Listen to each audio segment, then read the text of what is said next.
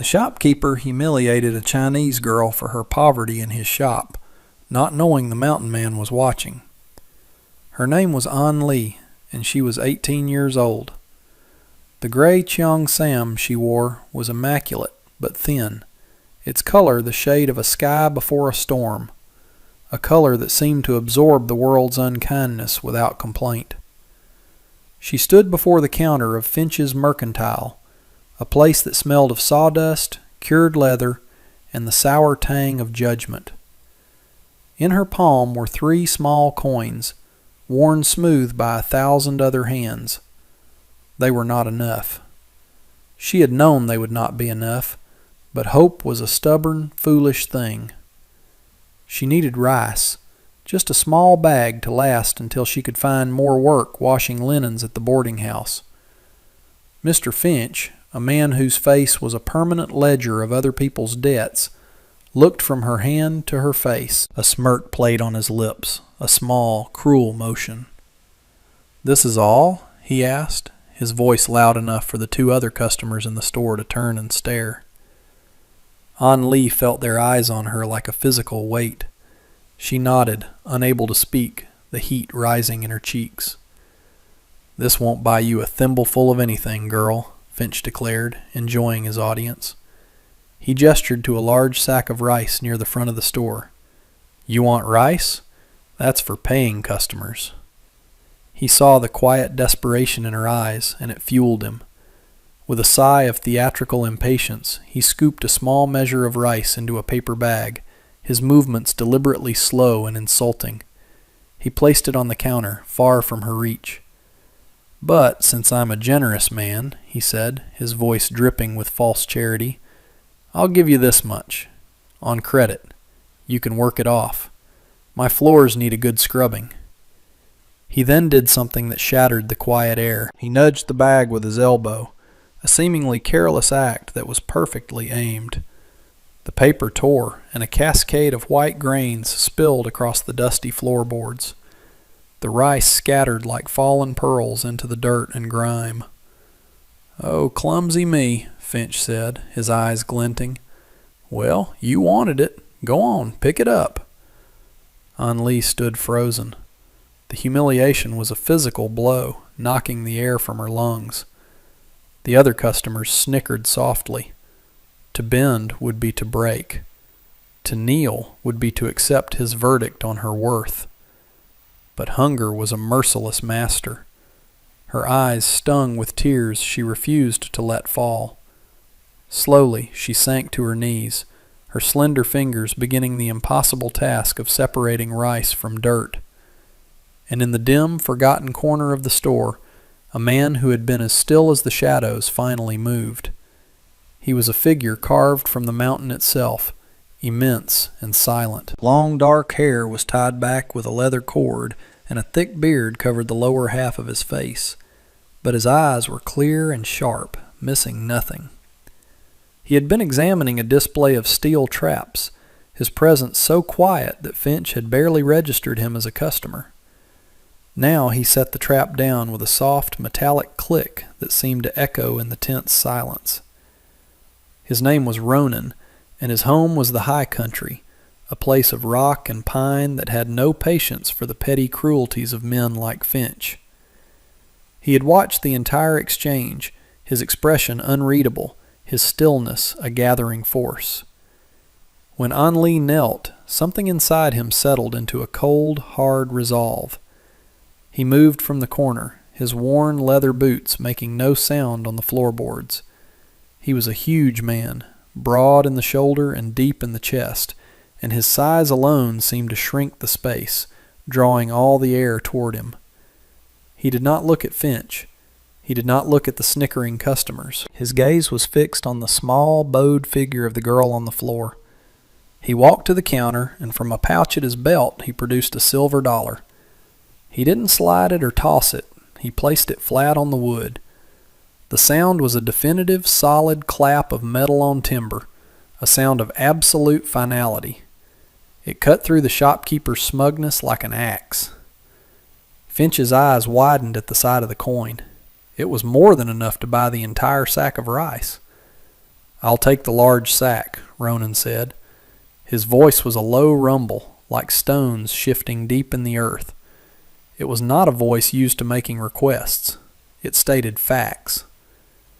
Finch, suddenly flustered and eager to please a customer with real money, scurried to comply. "Add a slab of bacon, flour, salt, coffee," Ronan continued, his eyes never leaving An Lee, who had stopped her work, her fingers hovering over the soiled grains. He was building a wall of provisions around her, a fortress of simple, honest goods that stood in stark contrast to the charity she had been forced to beg for. Finch piled the items on the counter, his earlier arrogance replaced by an oily servitude. When he was done, Ronan pushed the pile gently toward the edge of the counter nearest An Lee. Then he finally turned his head and looked at Mr. Finch. The shopkeeper flinched, as if the quiet gaze were a physical blow. "You forgot something," Ronan said, his voice dangerously soft. "The rice she's cleaning." A confused silence fell. Finch stammered, "But that's spoiled. It's on the floor." "She was picking it up for you," Ronan stated, his gaze unwavering. "I'm buying it. All of it. Add it to the bill." He then knelt, not with the shame of a beggar, but with the steady grace of a man comfortable with the earth. He gently took An Lee's arm. "Leave it," he whispered, and helped her to her feet. An Lee stood beside him, trembling slightly, the warmth of his hand on her arm a shocking, solid reality after the coldness of her despair. She felt small next to his towering frame, yet for the first time since entering the town, she did not feel weak. He shielded her from the curious, now shamed stares of the other customers and the bewildered gape of Mr. Finch. Ronan paid for everything, including the scattered rice, without another word. He gathered the heavy sacks of flour and provisions as if they were weightless, placing them into a large leather pack he carried. The bag of rice he had bought for her he handed directly to her. Its weight was a comfort, a promise. He turned and walked toward the door, pausing on the threshold to look back at her. It was an invitation, not a command. For a moment she was paralyzed. To follow him was to step into the complete unknown, away from the town she hated but understood, into the wilderness with a stranger. But to stay was to remain in a world that saw her only as something to be swept from the floor. She looked at Finch's face, now a mask of confusion and thwarted pride, and her decision was made. She walked out of the store and into the blinding summer sun, the bell above the door tinkling a final, tinny farewell. Outside, the heat was a heavy blanket. Ronan was waiting for her, his shadow falling long and protective on the dusty street.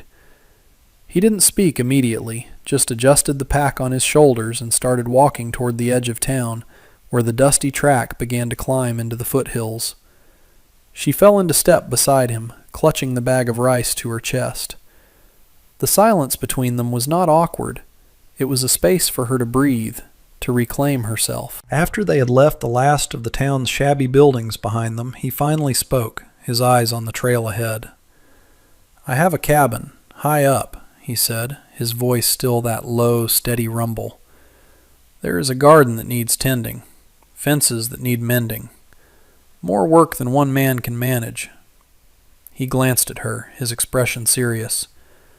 "I will pay you a fair wage. You'll have your own room, food from the garden. It is quiet work, honest work." It was not an offer of charity. It was an offer of purpose, a direct antidote to the poison of Finch's humiliation. He was offering her a chance to earn her own dignity, not to have it granted. Fear warred with a desperate surge of hope. The mountains were wild, home to predators and harsh weather, but she suspected the most dangerous creatures lived in the town below. I am a hard worker," she managed to say, her voice barely a whisper. A small, almost imperceptible nod was his only reply. "I know," he said. And with that they continued their ascent, leaving the valley of her shame behind them, climbing toward a life she could not yet imagine. The air grew cooler, cleaner, scented with pine and damp earth. Each step was a step away from the girl on her knees. The journey upward was arduous. The path was steep and rugged, winding through thickets of manzanita and stands of ancient pine. Anli's thin slippers were not made for such a trek, and her muscles, accustomed to the flat drudgery of town life, ached with the strain. Yet she did not complain. Ronan moved with an easy, powerful stride, but he adjusted his pace to hers, pausing whenever he saw her breathing heavily, offering her a drink from his canteen without a word. He seemed to understand that her silence was not one of submission, but of exhaustion and profound emotional shock. After what felt like hours, the dense forest opened into a small, secluded meadow, and there, nestled against a sheer wall of granite, was his cabin. It was not a shack, but a solid, handsome structure of dark timber and river stone, with a low-pitched roof and a wide, welcoming porch. A curl of smoke rose from the stone chimney, indicating a fire was already banked within. The place radiated a sense of permanence and peace. It felt safe. A vegetable garden, neatly laid out in raised beds, thrived to one side of the cabin, bursting with the green vitality of squash vines, corn stalks, and tomato plants heavy with ripening fruit. A small, clear stream gurgled nearby, its banks lined with ferns. This was not just a shelter, it was a homestead, a place of deliberate, patient cultivation. Ronan led her to the porch and unburdened himself of the heavy pack. "This is it," he said simply. He opened the thick wooden door and gestured for her to enter. The interior was a single large room dominated by a massive stone fireplace. It was spare but meticulously clean. A large table and 2 chairs stood in the center. A sleeping cot was tucked into one corner, and shelves lined with preserved goods and tools covered one wall. The air smelled of wood smoke, coffee, and dried herbs. At the back of the room was a smaller, curtained-off alcove. He pointed toward it. "That will be your space," he said. She pulled back the heavy canvas curtain. The room was small, containing only a narrow bed with a thick wool blanket, a small crate for a table, and a single window that looked out over the garden and the vast expanse of the valley below. It was simple, private, and entirely her own. He brought in the provisions, setting them on the table. "The well is out back. The work is simple. Weeding the garden, watering. I will show you what needs to be done tomorrow. For now, rest." He seemed to understand her need for solitude, for a moment to process the dizzying turn her life had taken in a single afternoon. He took a bucket and went outside, leaving her alone in the quiet space. Anli sat on the edge of her new bed, the bag of rice still held tightly in her lap. She looked out the window, down at the town, now just a smudge in the distant haze. From up here, it looked insignificant. She finally allowed the tears she had held back in Finch's store to fall, but they were not tears of shame. They were tears of relief, of a deep, aching release. The work began the next morning. It was relentless and grounding. The days that followed fell into a rhythm dictated by the sun and the seasons, not by the clocks and cruelties of men. Ronan was a man of few words, but his actions spoke a language of quiet respect. He showed her how to tell which weeds to pull and which wild herbs were good for tea. He taught her how to stake the tomato plants and how to check the corn for pests. He never hovered over her, never criticized her efforts. He would demonstrate a task once, with patient, capable hands, and then leave her to it, trusting her to learn. Her own hands, once soft from laundry work, began to change. The skin toughened, calluses formed on her palms, and her fingernails were perpetually rimmed with the dark, rich soil of the garden. She found a strange satisfaction in this transformation. Each blister was a testament to her effort, each sore muscle a sign of her growing strength. This was labor that built, that nourished, that created life from the earth. It was the opposite of the degrading work Finch had offered. They coexisted in a comfortable silence. Ronan would often be gone for days at a time, checking his trap lines in the higher peaks. Before he left, he would always ensure the wood box was full and that a heavy log was left by the door, a silent instruction to keep the fire going at night. He would return as quietly as he had left, a brace of rabbits or a small deer slung over his shoulder, leaving the meat on the porch for her to prepare. She learned to cook for two, leaving a warm plate for him on the hearth for whenever he came back. She mended his torn buckskin shirts, her stitches small and neat, and he in turn repaired the sole of her worn slipper with a piece of soft leather, leaving it by her door without a word. Trust was not spoken between them. It was built, one silent, considerate act at a time. It was in the bucket of fresh, cool water he drew for her each morning before she woke, and in the small jar of wildflower honey she left for him on the main table. One evening, after a long absence, he returned just as dusk was settling, the sky a deep bruised purple. He carried no game. Instead, he held a small, scraggly plant in his hands, its roots carefully wrapped in damp moss. It was a wild rose bush, its stems thorny and its leaves sparse. He said nothing, but went to a small patch of earth near the cabin's front step and began to dig. He worked the soil with his bare hands, removing rocks and loosening the compacted earth. He planted the bush with a surprising gentleness, patting the soil around its base as if tucking a child into bed. He watered it from the stream and then stood back, looking at his work. He glanced at her where she stood watching from the doorway. A flicker of something unreadable was in his eyes, a vulnerability she had not seen before. It was a silent offering, a piece of fragile, wild beauty, brought down from the harshness of the mountains to be nurtured in the safety of their small clearing. It was a promise that even in the rockiest soil, something beautiful could be given a chance to grow. As the summer sun mellowed into the golden light of late season, the garden flourished under Anli's devoted care. The squash grew fat and yellow, the beans hung in heavy clusters, and the corn stood tall, its tassels like fine silk.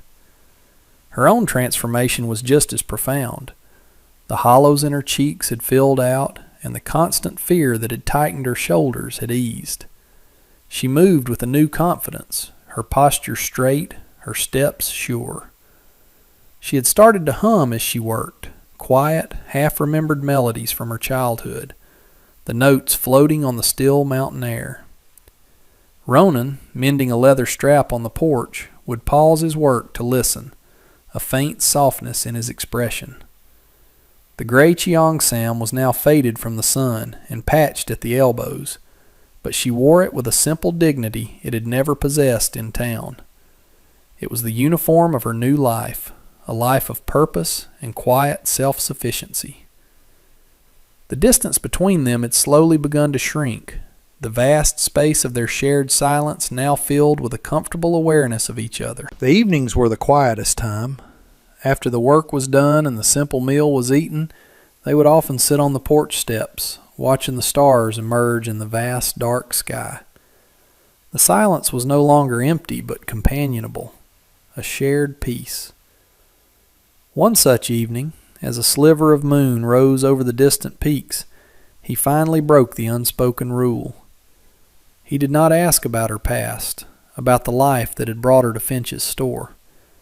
Instead, he gestured with his chin toward a small, feathery plant at the edge of the garden. "In my mother's tongue," he said, his voice softer than she'd ever heard it, "we call that whisper grass. They say if you listen closely when the wind blows, it tells you stories of the old ones." Anli looked at the plant, then back at him. It was the first time he had ever mentioned his family, a tiny crack in the formidable wall of his solitude. She felt a sudden, strange impulse to share a piece of herself in return. "Where I am from," she said softly, her own voice hesitant, "we had a flower that looked much like that. We called it Listening Bloom. My grandmother said it held the memories of the rain." Ronan turned his head to look at her fully. In the pale moonlight, his eyes seemed to hold a deep, ancient sadness, but also a profound gentleness. He saw not the destitute girl from the store, but the woman who had brought his garden to life, who hummed forgotten songs, who understood the poetry of a simple plant. A connection, fragile and unspoken, shimmered in the space between them.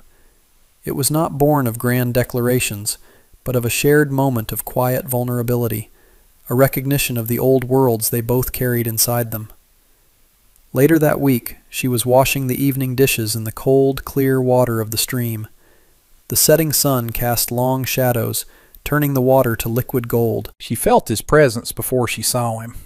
He came and stood on the bank a few feet away, not speaking, just watching the light play on the ripples.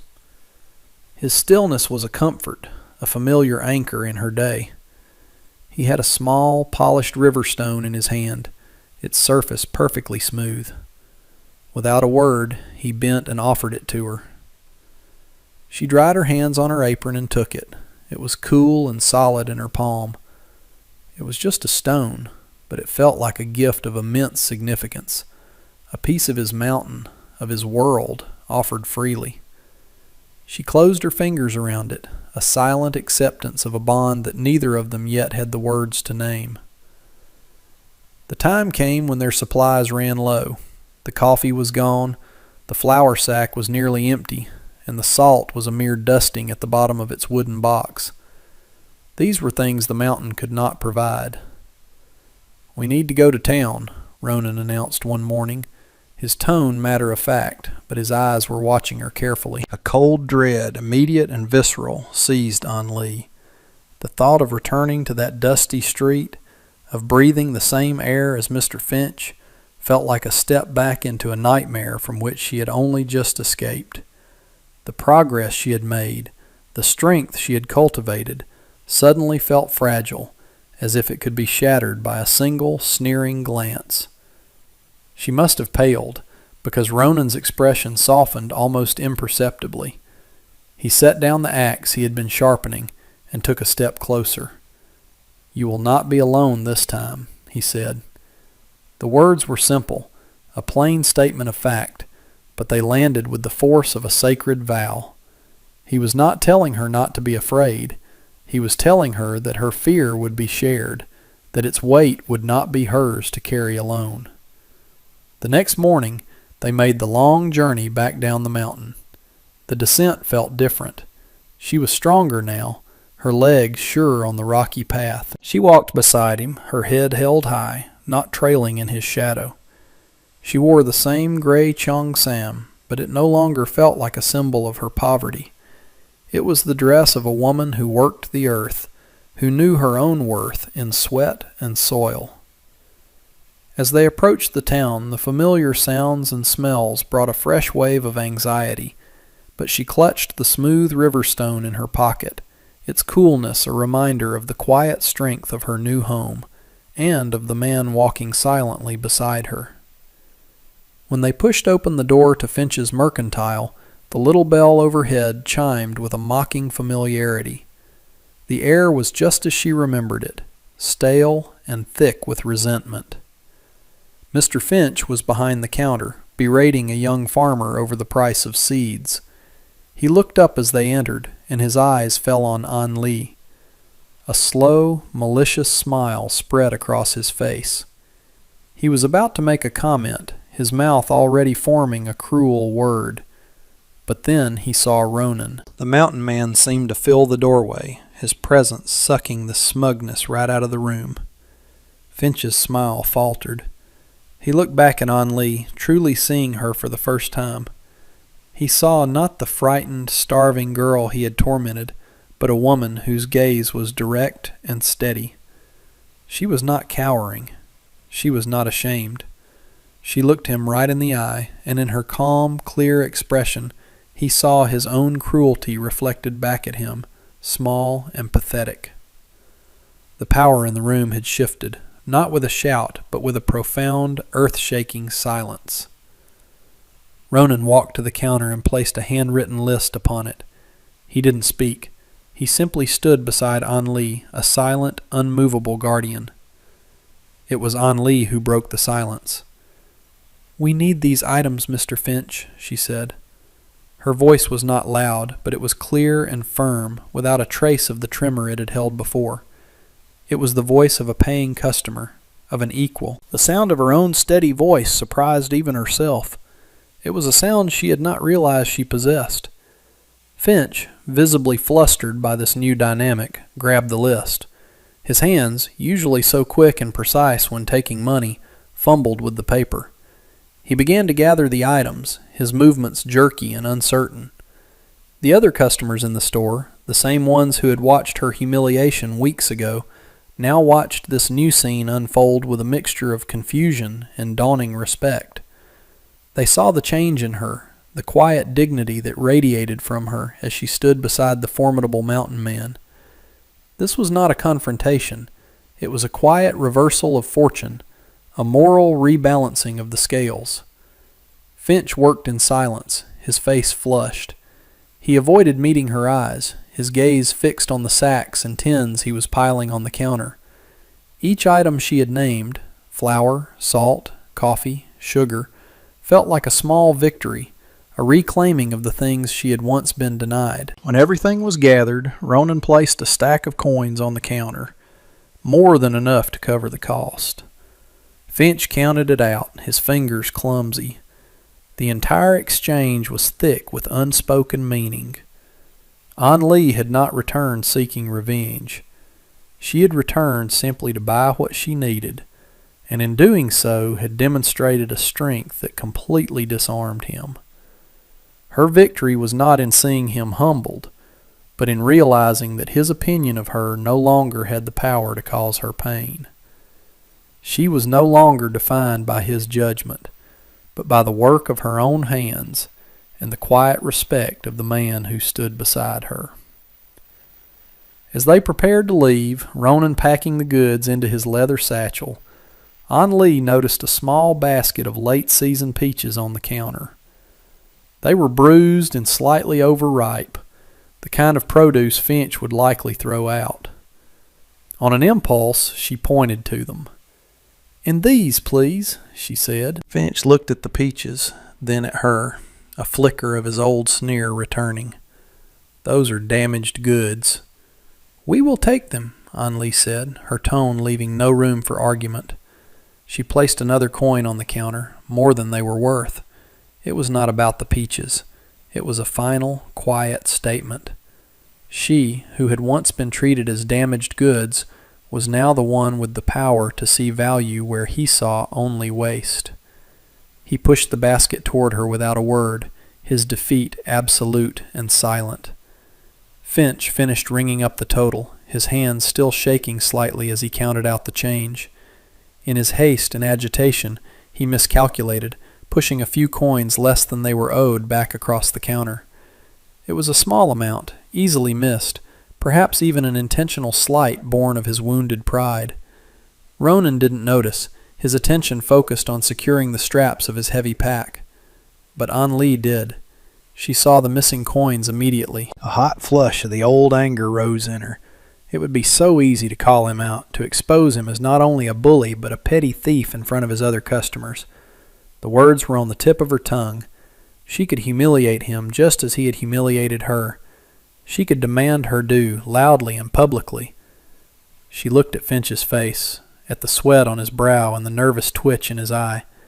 She saw not a monster, but a small, bitter man shrunken by his own spite. And in that moment, she realized that revenge would only chain her to him, forcing her to stoop to his level. Mercy was the only true freedom. "You have made a mistake, Mr. Finch," she said, her voice soft, almost gentle.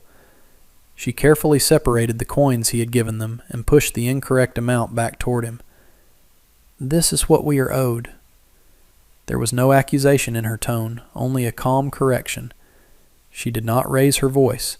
She did not draw the attention of the others. She offered him a quiet, private chance to correct his error without losing face. Finch stared at the coins, then at her, his face turning a deep, mottled red. He understood what she had done. She had held his reputation in her hand and had chosen not to crush it. He fumbled in the cash box, his fingers trembling as he produced the correct change, muttering a barely audible, "My apologies." An Li simply nodded, accepting the coins and the apology with a quiet grace that was more powerful than any outburst could have been. Ronan had turned just in time to witness the entire quiet exchange. He said nothing, but a look of profound, deep respect dawned in his eyes. He had seen her tested, and he had seen the quality of her character shine through. He had rescued her from poverty, but she, in that moment, had demonstrated a kind of strength he had not known she possessed. As they turned to leave, he reached out and, for the first time, took her hand. His touch was not possessive or demanding. It was a simple, solid connection, a gesture of silent acknowledgement and deep admiration. Her fingers curled around his, and they walked out of the store together, hand in hand, leaving the world of Mr. Finch and his small cruelties behind them forever. The walk back up the mountain was different. The silence between them was no longer just comfortable. It was charged with a new intimacy, a shared understanding that ran deeper than words. They walked hand in hand for a long time, the rough texture of his palm a solid anchor against hers. The sun began its slow descent, painting the sky in hues of orange and rose, and the air grew cool and sweet with the scent of pine. When they reached the clearing, the cabin was bathed in the soft, golden light of evening. It looked more like a home than ever before. As they approached the front step, An Li's eyes were drawn to the small wild rose bush Ronan had planted. In the weeks she had been tending it, watering it, and protecting it from the deer, it had been a stubborn, thorny thing, showing little sign of life beyond its green leaves. But now she saw something new. There, on one of the thorny stems, was a single, perfect bud, its petals tightly furled, blushing with the faintest hint of pink. A small gasp escaped her. She let go of Ronan's hand and knelt before it, tracing the outline of the bud with her finger. It was a small, fragile thing, yet it was a promise of impossible beauty, a testament to the power of patience and care. It had survived the harsh mountain soil, just as she had survived the harshness of the world below. Ronan came to stand beside her, his large frame casting a long, protective shadow over her and the small plant. He looked from the rosebud to her face, his expression full of a deep, quiet emotion he could no longer contain. "An Li," he said, her name a soft sound in the twilight. She looked up at him, her heart beating a steady, hopeful rhythm. He knelt in front of her, so they were at eye level. The great, solitary mountain man, who was more comfortable with the silence of the wilderness than the company of people, looked at her with an open, unguarded vulnerability. "This place was just a shelter before you came," he said, his voice a low, earnest rumble. You have made it a home." He reached out, his calloused thumb gently brushing a loose strand of hair from her cheek. His touch was tender, reverent. In his eyes she saw not just respect, but a deep, abiding affection that mirrored the feelings blossoming in her own heart. The future was no longer a terrifying, unknown expanse. It was here, in this clearing, with this quiet, steady man. It was in the promise of the garden, the warmth of the hearth, and the slow, certain unfurling of a single rose. She leaned into his touch, a silent answer to a question he had not yet spoken, and knew, with absolute certainty, that she was finally where she belonged.